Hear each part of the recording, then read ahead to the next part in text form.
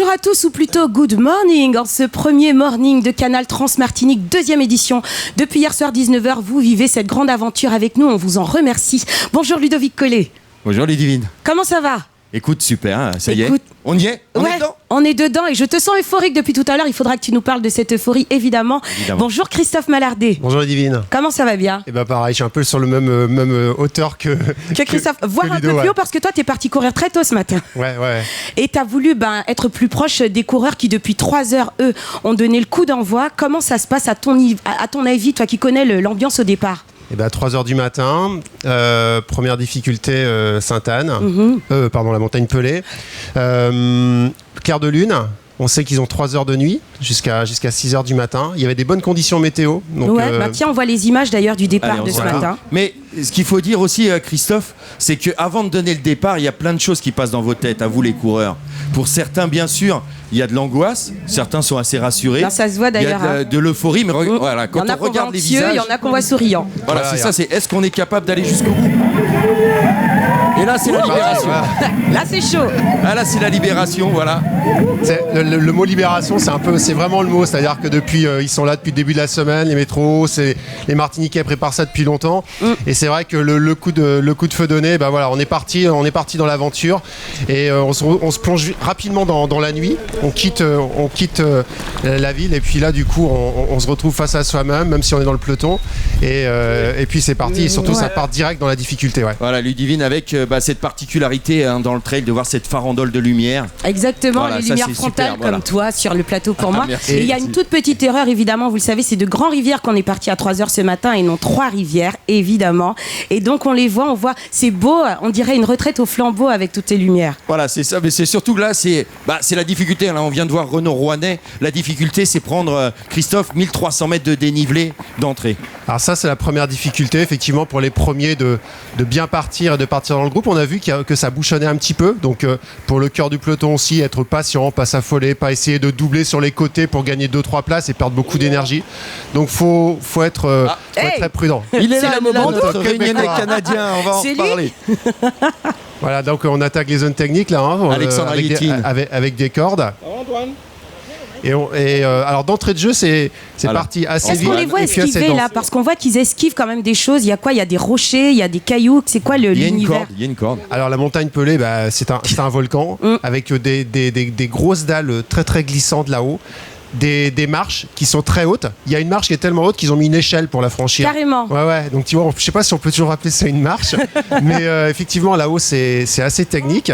Et puis faut prendre ses appuis, faut pas tomber dès les premières heures parce que ça peut compromettre l'arrivée. Donc faut vraiment être patient.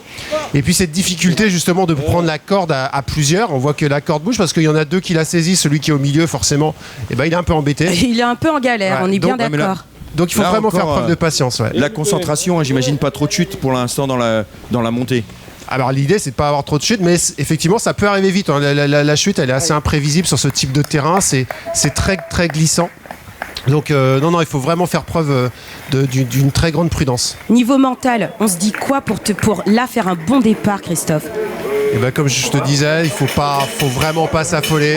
On les voit arriver déjà au premier ravitaillement. Ouais. Ça fait 2 heures de course pour les premiers, 2-3 heures, et puis ensuite ça s'enchaîne. Ça fait un premier point. Vous voyez, ils prennent le temps. Ils sont pas affolés. C'est le début de l'aventure. Et on en parle souvent, on le dit Christophe, surtout sur un ultra, on n'occulte aucun ravitaillement. On prend tous les ravitaillements et on prend le temps.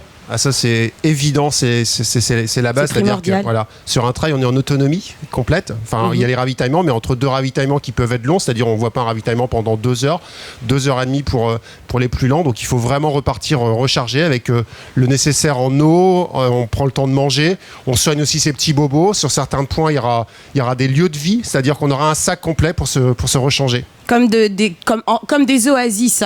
Et évidemment, on vous le disait hier soir, on est nombreux sur le coup. On a envoyé des équipes qu'on va retrouver au plus proche des coureurs. Je les aperçois déjà. On va commencer avec Yannick Milon, tant qu'à faire. On part dans l'humour direct. Bonjour Yannick. Ça va être à toi Yannick. À toi. Bonjour Ludivine, bonjour le plateau en fait de Canal 99, Canal Transmartinique. On est à un endroit très très particulier et aussi très évocateur pour les Martiniquais. Au-delà de faire la course ici, on découvre aussi parfois l'amour. Et oui, quand on n'a pas encore un chez soi, la plupart des Martiniquais, notamment dans les champs de canne ou encore dans des champs de bananes, comme on peut y être aujourd'hui, découvrent l'amour. Ça a été le cas d'ailleurs, Ludivine, je ne sais pas si tu reconnais ce bananier-là très précisément. Alors, je n'étais pas là. Voilà, il me dit rien. Je n'étais pas là, mais visiblement c'est censé t'évoquer quelque chose. Mais laisse-moi tranquille. Marc Raki, lui, a forcément un avantage sur cette partie du parcours parce que simplement lui aussi a découvert l'amour ici même. Marc, on va tenter de bloquer dans un petit instant alors qu'il va nous rejoindre sur le parcours. Absolument, Yannick. Donc on te retrouvera tout à l'heure. Marc Rakil et sa Rakam. Coucou Marc. Ah là là là là, ça court sévère. Même équipé complet, il perd pas une goutte d'énergie. Marc, est-ce que tu nous entends ? Je crois qu'il est tellement concentré, lui, sur sa course, sur ses foulées. Ouh là là, ça y est, ça tombe. Ouh là là, mais qu'est-ce qu'il fait ? Ah, mais il fait peur. C'est un grand malade. Ah, c'est Yannick. Ah, c'est Yannick. Non, mais il s'était caché dans le champ de bananes. Mais c'est un ouf. Mais Yannick, je t'en prie, mais il est malade. Mais laisse-le. Je crois qu'il a pris un coup de Oh là là, Yannick. Il se fait tracter par Marc. Une très belle ambiance en tout cas dans l'équipe. Il s'accroche à mon maillot. Mais je vois. C'est un grand malade. On est dans une côte. Un coucou à Tanguy Thio d'ailleurs qui nous permet d'avoir ces formidables images depuis l'hélico Canal Transmartinique. Les participants ont déjà vécu, mais ici c'est terrible. La Rakam en pleine action, un peu interrompue par Yannick Milon. C'est du sport, hein. Je suis surpris de voir Yannick qui arrive à suivre le train. Non mais t'inquiète pas, ça va durer 30 secondes, hein, t'inquiète pas. Et voilà, je t'avais dit. Regardez ça comme c'est beau. Moi je connais. Est là. Il fait beau. Il y a l'hélico. Et tout le monde est sur place. Et total look, hein, les lunettes à Le la mec il est équipé à la complet. Raki. J'ai tout perdu.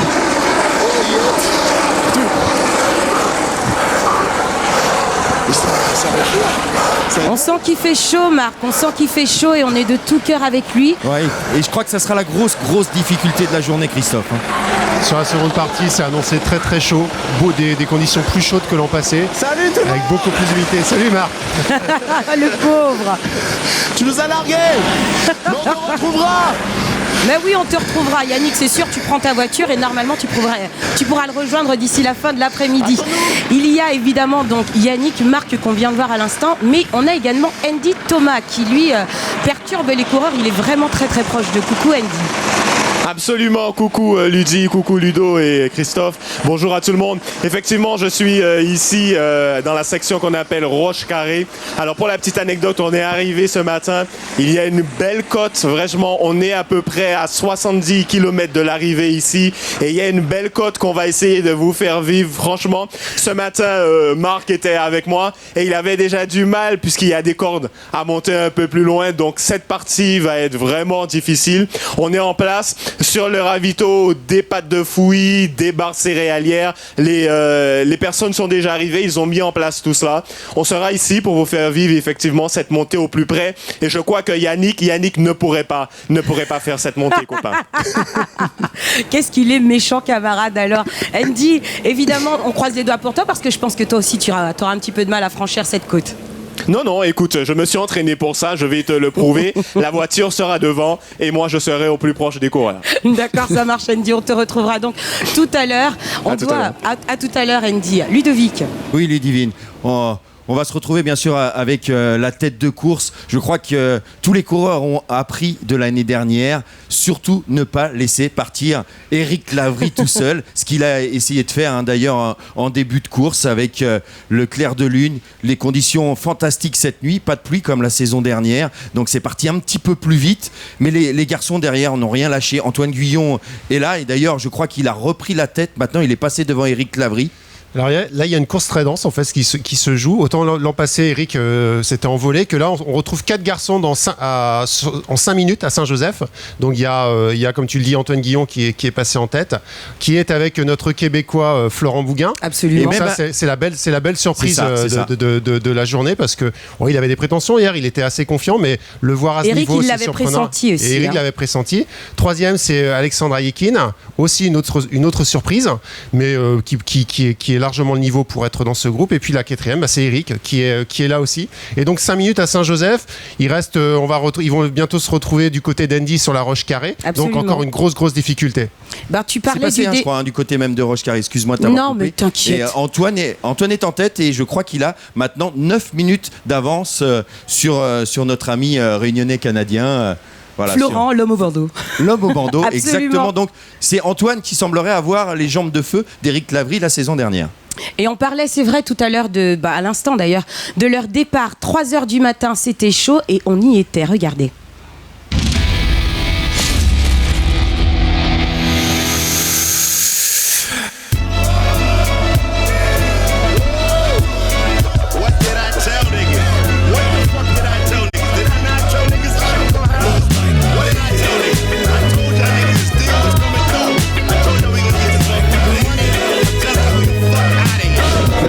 Pour le gagner celui-là.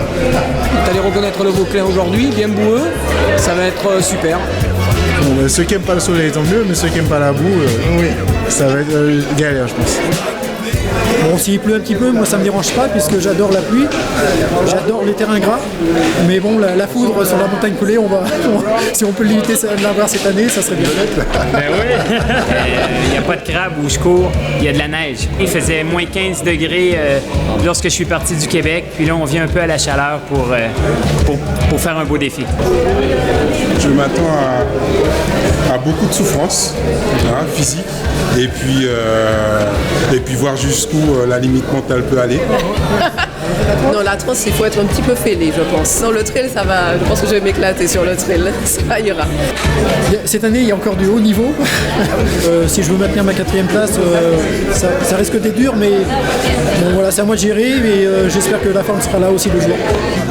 J'ai que du positif en souvenir de cette course. Terminer 5e femme. Donc, si je peux faire aussi bien que l'année dernière, c'est très bien. J'ai fait 2 fois le défi bleu avant, et là je m'essaye sur la Transmartinique. Alors finir la Trans, ce sera déjà pour moi une victoire. Donc c'est vraiment pour moi l'objectif là aujourd'hui, c'est finir la course.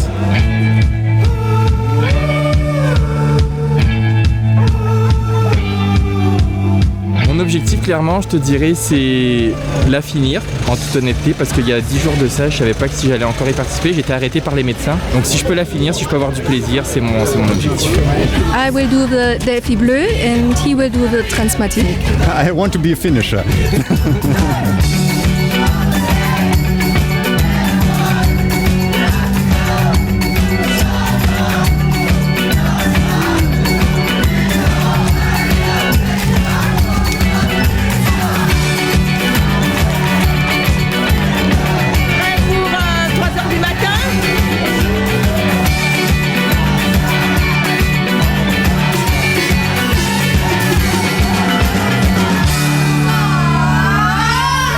On a plus l'impression d'une colonie de vacances que de personnes qui vont quand même affronter leur corps et dépasser leurs limites. Un esprit de solidarité et de partage. Et c'est exactement d'ailleurs le signe sous lequel est placée la Transmartinique. On vous le rappelle, la Transmartinique, c'est également sur les réseaux sociaux, #CanalTM. Céline Clavry, donc l'épouse d'Éric, lui a laissé un petit message qu'on va évidemment lire à l'antenne. Allez mon chéri, continue de nous faire rêver, de nous faire vibrer. Tu fais une superbe course, je t'aime. C'est mignon comme tout.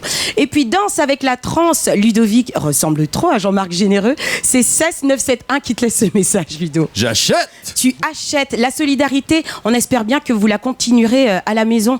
N'oublions pas qu'en ce week-end de Trans-Martinique, ici à la Martinique, c'est également le week-end du Téléthon, donc 36-37. S'il vous plaît, pour vos dons, soyez généreux, tout comme nous le sommes en plateau et tout comme les coureurs le sont également avec nous. C'est sûr qu'ils ont suivi les coureurs. Quand on voit Céline, elle était sur le parcours la dernière. Elle faisait l'assistance d'Eric. Ça a été un vrai team. Eric m'en parlait hier. Il disait qu'il avait partagé ce moment à deux parce que l'assistance, ça fait vraiment partie de la course. Et il faut savoir que là, sur Mande-Carré, ils seront en autonomie, les coureurs. L'assistance ne peut pas venir à Roche-Carré. Ne peut pas venir. Donc ça aussi, c'est aussi un fait intéressant sur la course. C'est-à-dire que pendant un ravito, ils vont devoir être autonomes et porter un petit peu plus dans leur sac. Ouais. Mais s'il se passe quelque chose de très grave, quand même. Non, mais il y a l'assistance de la course, Racine, surtout à Ludivine. Il faut savoir que Éric Lavry, suite à sa victoire, s'est marié avec Céline. Bah oui, c'est pour ça qu'elle a mis Madame Clavry. Et on parlait de la montagne Pelée comme une grosse épreuve, peut-être la plus compliquée, comme Christophe Mallardet nous le disait d'ailleurs tout à l'heure. Et nous, on vous propose, grâce aux équipes évidemment de Canal Transmartinique, de la voir comme vous ne l'avez jamais vue.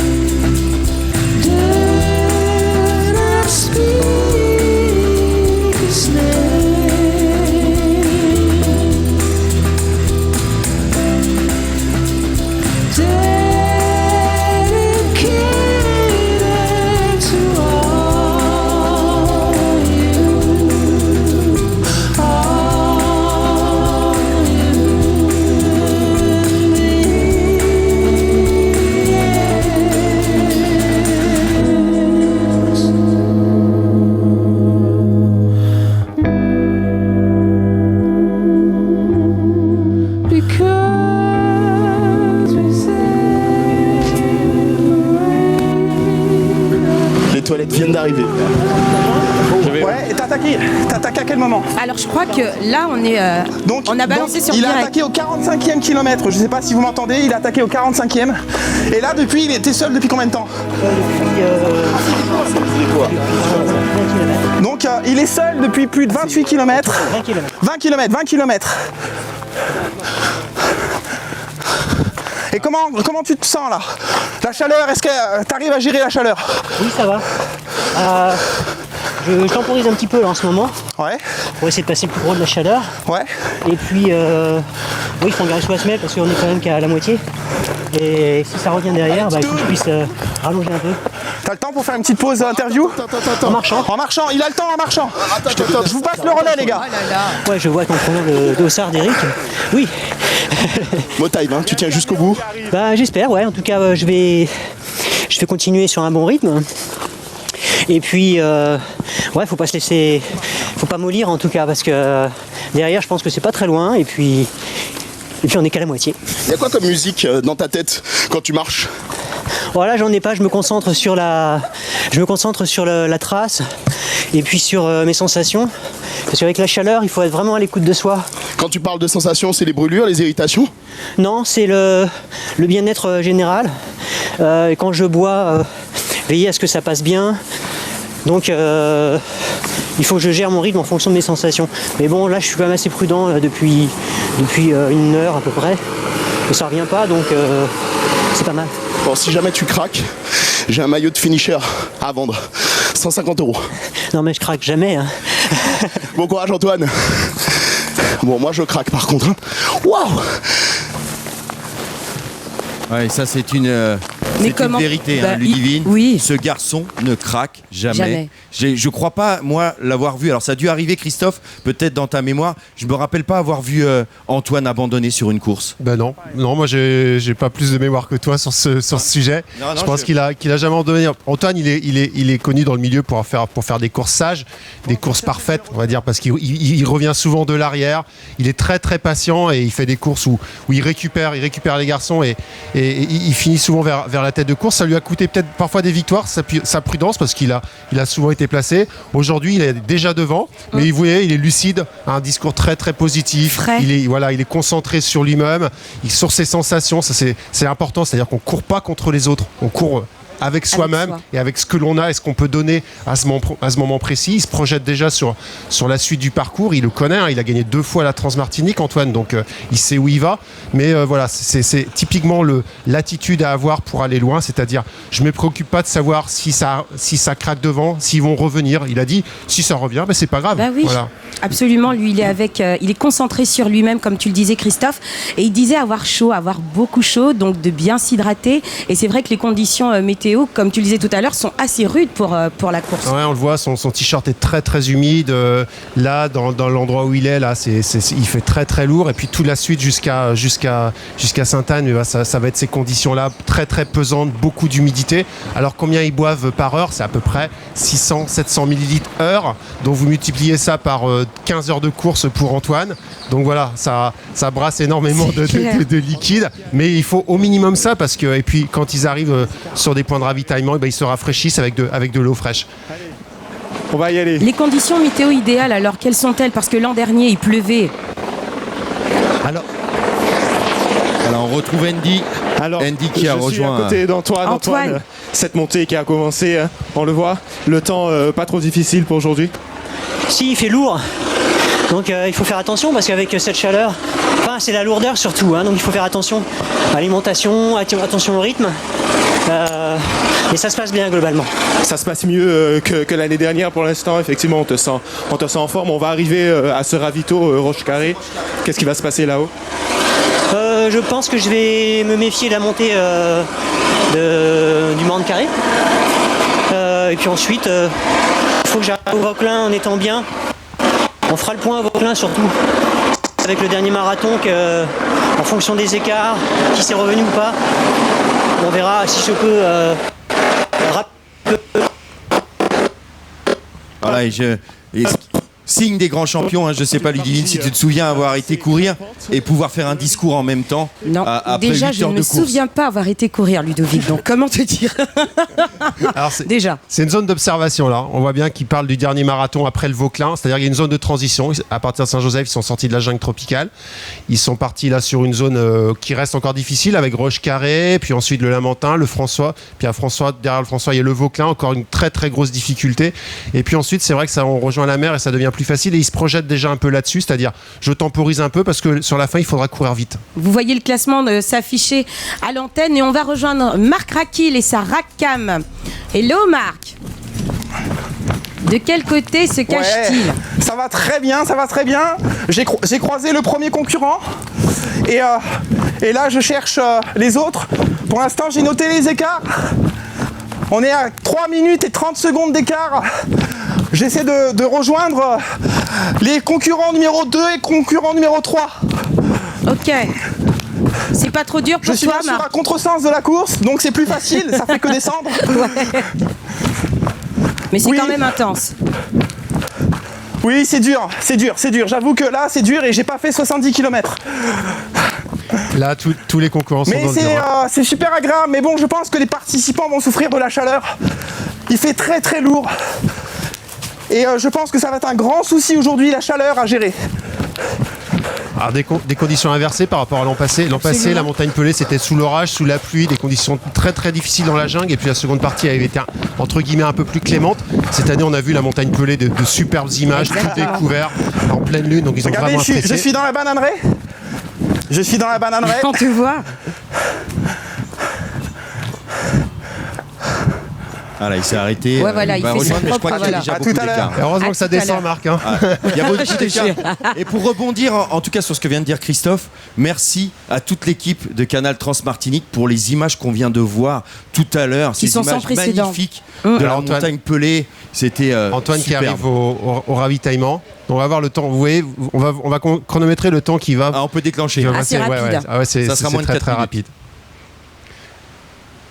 Et là, on a des images de l'hélico avec Tanguy Thio à Donc, qui on passe un petit bonjour encore. Comme on disait, Roche Carré, ils sont autonomes. Sur les eaux de ravitaillement, je crois qu'Antoine est secondé par son épouse.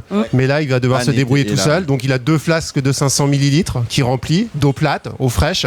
Il va les placer à l'avant sur le gauche et la droite de son On sac. le laisse boire, il est arrivé, vous voyez.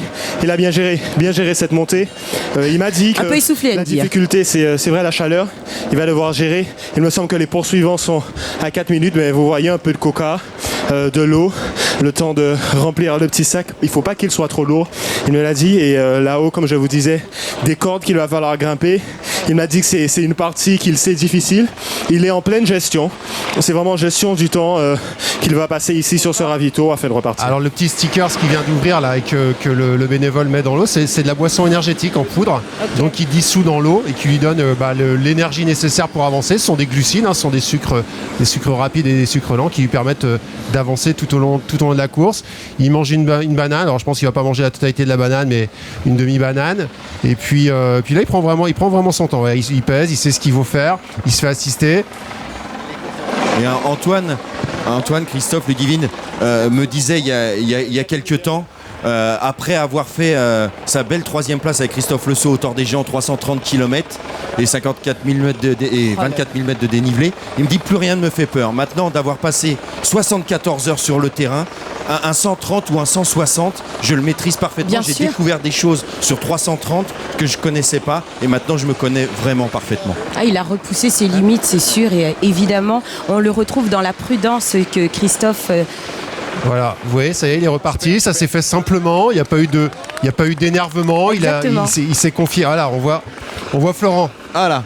C'est Florent Et il Bougain. est tout Avec la sourire, tout racame. sourire. Vous voyez qu'à ce moment de la course tout à l'heure, Antoine trottinait. Ouais. Là, on voit plutôt Florent en train de marcher, appuyé un peu sur les jambes Ah, déjà. mais il est en pleine côte, là, il est en pleine montée, Florent. Et on le rappelle, c'est sa toute première participation cette année. Et Florence découvre des limites aussi parce qu'il est arrivé sur un format qu'il ne connaît pas forcément. Exactement. Son objectif, c'est de faire le Grand Raid de la Réunion en 2015 pour ses 40 ans. Et là, il est parti sur un format tropical et puis plus long. Donc, je pense que la première partie était à son avantage en termes de temps et de distance. Et là, je pense qu'il va explorer une sphère qu'il connaît moins en tout cas. Et ça va être très intéressant de voir comment il s'en sort dans les prochaines heures. Et après, tu retournes encore dans la jungle. 122, il me semble. Oui, je disais, rappelle-moi ton prénom. Je suis avec Florent, notre Canadien. Il a chaud. J'ai chaud. Il a très très chaud. Très très chaud. Il voudrait une glace, voire même de la neige. Mais, Il a fini pour ravito là. mais bon, il arrête d'être en ravito pour recharger ses gourdes. Ouais, exact. Et Mettre de l'eau là. voilà. Mais il est bien, il a un bon rythme. Il est à ma montre à 8 minutes. À 8 minutes du premier. Allez, on y va maintenant. Allez, fais gaffe, une grande flaque d'eau là. Oh là, Passe et, complètement sur la gauche, tout à droite. On peut voir que c'est pas la même gestion, Christophe. Il est déjà peut-être en dette d'eau. Il a vraiment besoin d'être au ravito pour faire les pleins. On a vu sur les images Antoine repartir moins de 2 minutes pour son ravitaillement et repartir en courant. Oui. Puis là, Florent a l'air de gérer. Il parle. Il est encore très souriant.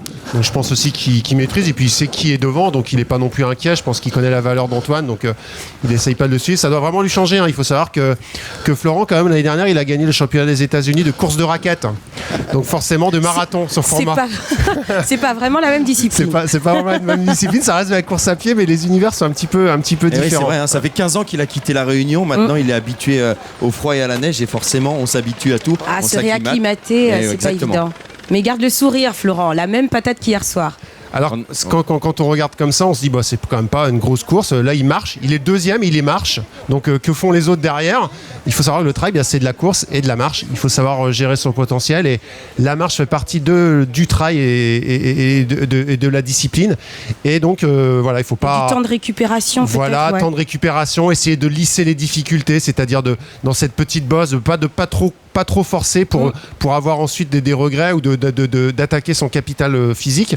Donc là, il temporise, voilà, il appuie sur les cuisses pour se donner un petit peu plus de force, rythmer sa marche. Et puis quand ça va basculer, quand il va trouver un replat, et il va y reprendre une petite foulée. Alors c'est sûr que c'est pas la foulée de Mo Farah sur un 5000 mètres, mais à 19h ce soir ou à 20h ce soir, il sera là et il aura fait 130 km dans ce dispositif-là, alternance, marche, course. Je me ravitaille, je bois et j'essaye de courir à minimaliste, hein, c'est pas très impressionnant, mais on avance toujours, on regarde, on voit là, ça doit être Antoine. Ah non, c'est Alexandre, ça, non? C'est Antoine, encore non? 5 minutes, il rentre. Ah, c'est Antoine, ouais. Voilà. Et bah, vous voyez, Antoine, pareil, petite foulée, recherche de trajectoire pour pas mettre les pieds dans l'eau, essayer de... Ça raide. L'image ne rend pas. L'image ne rend pas compte de la route, mais on est dans un pourcentage entre 10 et 12%. Quelle température? Et je pense qu'il doit faire pas loin de 28 degrés. Mais il monte d'un pas certain et sûr. Il lâche rien.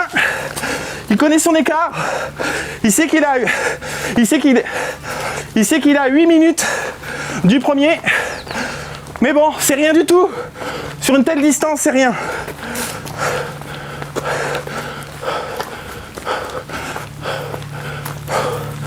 Même pour moi, c'est dur. Hein. J'avoue que là, je transpire à grosses gouttes. Alors si l'image rend pas l'effort, je pense que Marc il nous le rend avec son souffle bien, c'est vrai. et ça, la façon dont il parle, on se doute bien que ça monte très très fort parce que Marc il court un petit peu quand même. C'est fort ce qu'ils sont en train de faire là, Christophe, parce que derrière, on a quand même des pointures et il y a déjà 8 minutes entre le premier et le deuxième. Absolument. Allez, bah tiens, on retrouve Yannick. On a failli attendre. On a un timing à respecter en télé, on travaille nous. Désolé. Excuse-toi devant la caméra, s'il te plaît. Excuse-toi devant la caméra. Non, c'est super. Faut boire là, purée. Bon, mais je vais te rassurer quand même, t'as un petit peu d'avance. Tu veux qu'on se prenne une petite pause ou pas? Non, je vais en prendre une là-haut. Je pense qu'on n'est pas loin du ravito. Environ, bien 45 minutes, ouais. Enfin, ça dépend, à ton rythme, peut-être 2-3 jours. Bon, bah, bon courage. Hein. Bon, t'es super. Reste poli, hein, malgré tout. Hein. Un petit juron, même là, il n'y a plus de micro, un petit juron. C'est de la blague cruelle, ça. Hein, non, mais c'est l'un des meilleurs clients de la course, Laurent Bourgard. Bon, je sais pas si vous je êtes d'accord, parce il a que un c'est sens très, de très l'humour. Non, mais Yannick, essoufflé au bout de 2 mètres et il continue à aller charrier les coureurs. Et là, ça fait partie des premières, hein, parce que les coureurs n'ont pas l'habitude de ce genre de journaliste sportif qui vient comme ça l'interviewer sur la course et puis le déconcentrer un petit peu. Mais voilà, il reste dans son objectif. On a bien vu qu'il est dans sa course et que voilà, rien ne peut le perturber. Et il garde le sens de l'humour. Christophe, en tant que coureur, quel mot a-t-on besoin d'entendre dans les moments justement où on se sent un peu faiblir? Alors typiquement là, ce que disait Yannick, le ravito il a combien?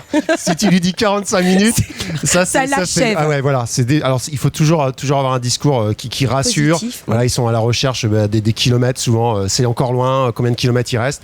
Alors ça c'est toujours le dilemme. Est-ce que je demande aux bénévoles qui sont sur place combien de kilomètres ça reste, parce que souvent ils te disent oh il doit rester encore au moins 10 kilomètres et alors là ça nous assomme. Donc la recherche d'informations elle est parfois intéressante, mais il faut mieux rester comme le schéma d'Antoine sur ce qu'on ressent et puis dans son schéma de course et pas justement se faire parasiter par des infos extérieures qui l'air de rien peuvent vite déstabiliser et on peut vite perdre le fil. Ouais. À votre avis, on va pas tarder à voir Eric arriver quand même? Eric, mais je crois qu'avant Eric, on a Alexandra Yetine. Absolument, en 3e position. Notre garçon de Saint-Gervais, aussi un montagnard, notre cheminot. Je crois que c'est lui qui est pour l'instant en 3e place. Il est passé devant Eric, on devrait pas tarder. Il n'était pas très très loin tout à l'heure de Florent, donc ouais. on devrait assez rapidement avoir de ses nouvelles. C'est qui là? Ah non. Ah bah le voici. Et ben voilà, Alexandre. Alexandre qui est un garçon très prometteur. Bon, c'est vrai que ça fait quelques années on parle de lui et on attend vraiment qu'il claque un truc et c'est... Et Marc est à ses côtés avec la rack cam. Un petit kilomètre avant le ravito. Ah, le ravito tombe bien, j'ai plus d'eau. Oui, je suis avec Alexandre, Dossard 90.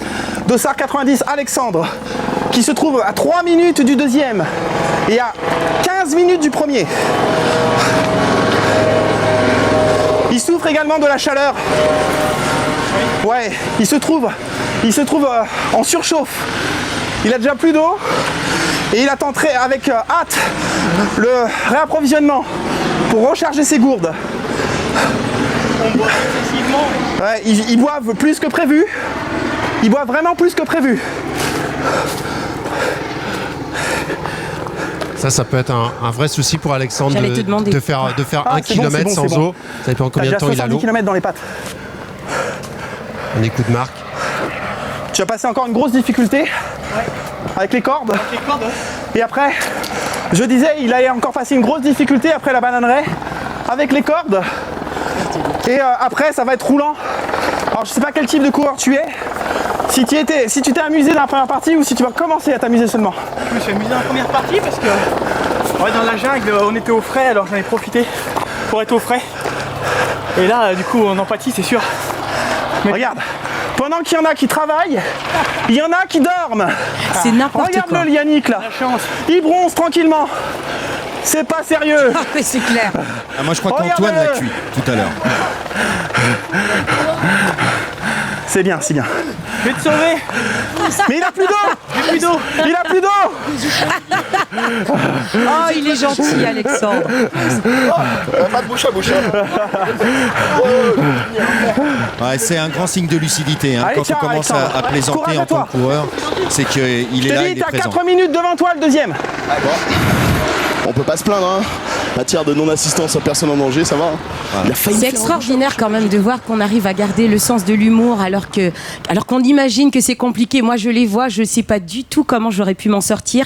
Et il a le sens de l'humour, il continue, il va sauver Yannick. C'est toujours la force du mental en fait, hein, Christophe. Ben ouais, c'est beaucoup ça. Et puis depuis 1h30, ils ont vu personne non plus. Ça fait du bien. Ça fait du bien aussi d'avoir quelqu'un qui blague à ses côtés. Et puis du coup, c'est aussi, ils sortent un peu de leur bulle en ce moment.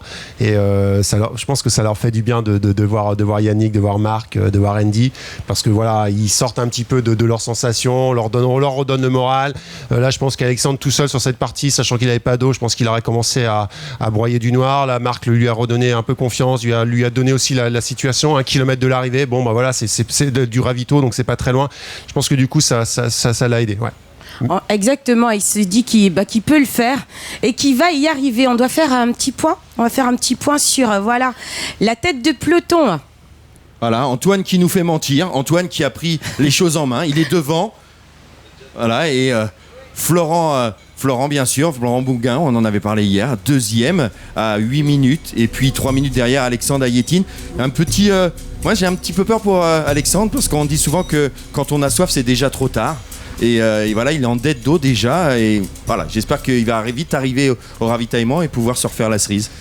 Ouais, il a encore pour 10 minutes pour rejoindre le ravitaillement. On voit que Florent l'a pas rejoint encore, donc 5 minutes derrière. Ouais, il y a une bonne 10 minutes pour le rejoindre.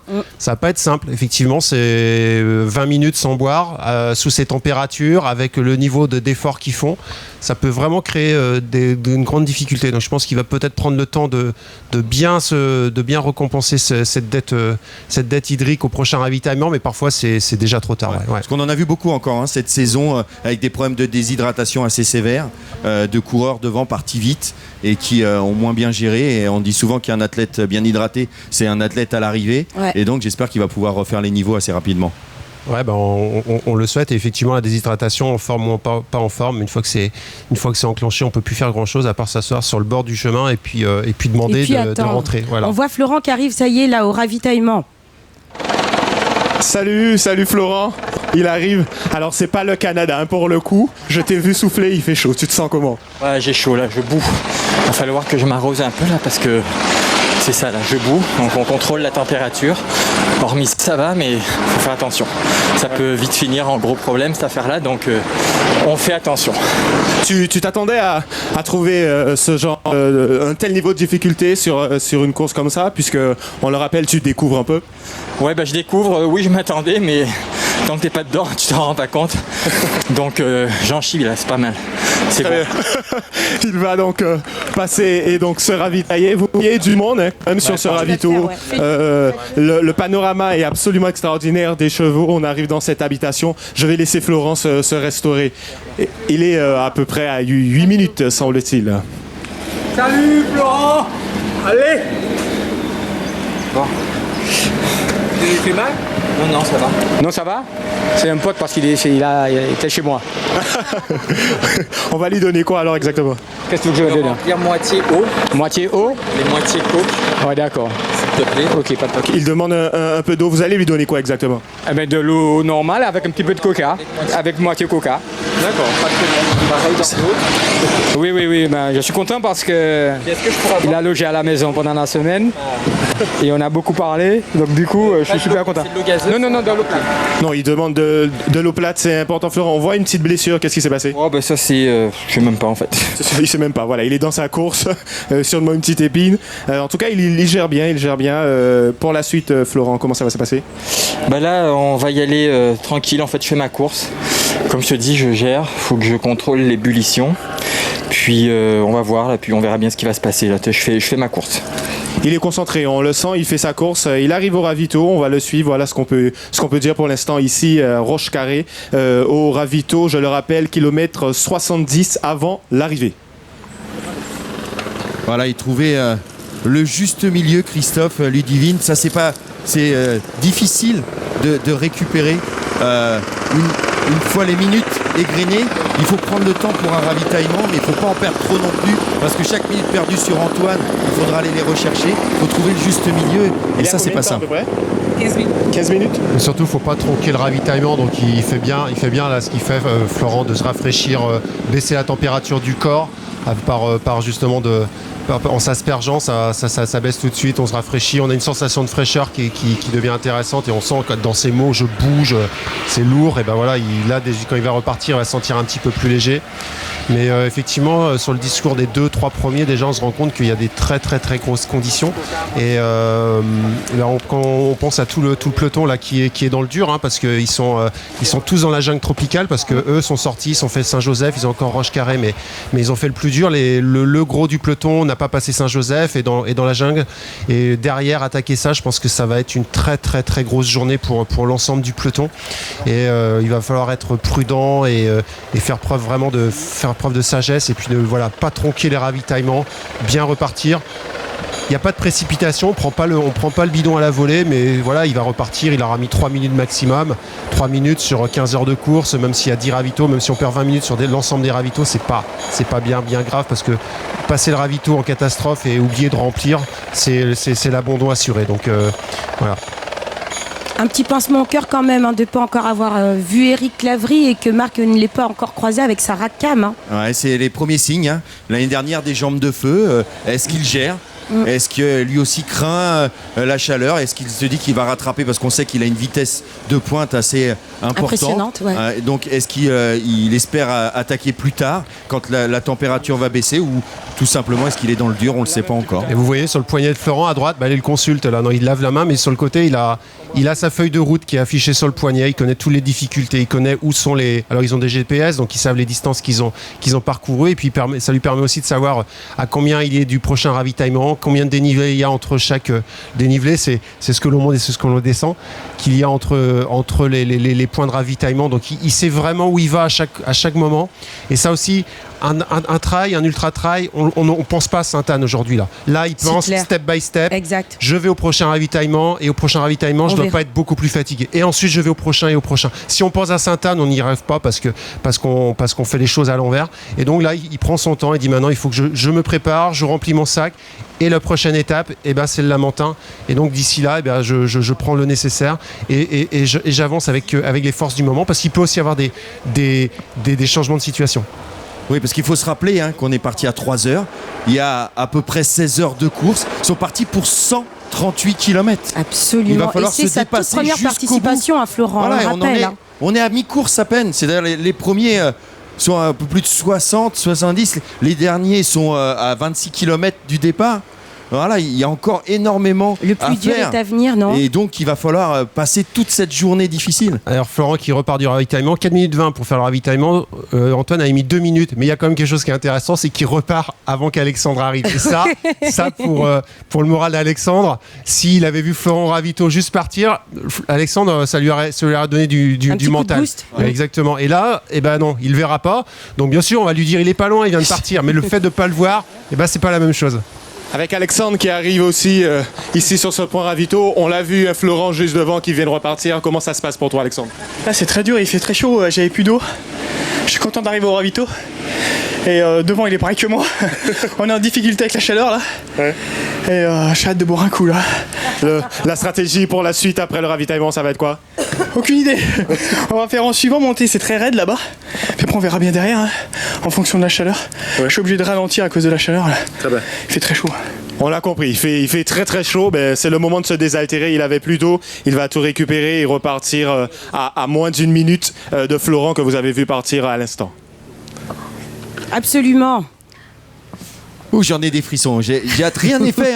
Rien n'est fait. Il va falloir nous suivre comme ça tout au long de la journée jusqu'à ce soir parce que la route est encore longue. Ça, c'est sûr. Et il y a encore des pointures derrière qui, eux, vont peut-être décider d'aller un petit peu moins fort pendant les températures et qui vont mettre le boost derrière. Donc, rien n'est joué. Effectivement, la grosse question, on parlait d'Eric. On l'a pas vu encore avec Marc. Ouais. Alors là, c'est pile ou face. Est-ce que pour l'instant, Eric, il se préserve? Il a la chaleur comme tout le monde et il sait que son point fort, ça va être de la course à pied derrière.